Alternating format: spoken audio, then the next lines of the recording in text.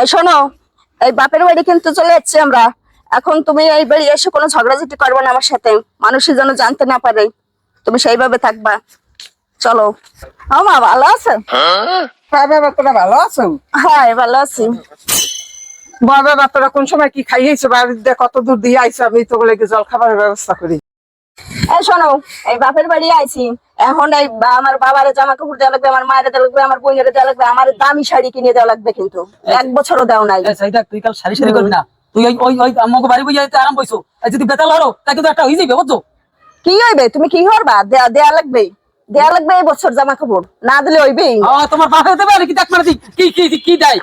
দেওয়াই লাগবে, এখন ওর কথা। এই তো কথা কম কও, কথা কম কও, কথা কম কও। আমি কথা কম কইছি।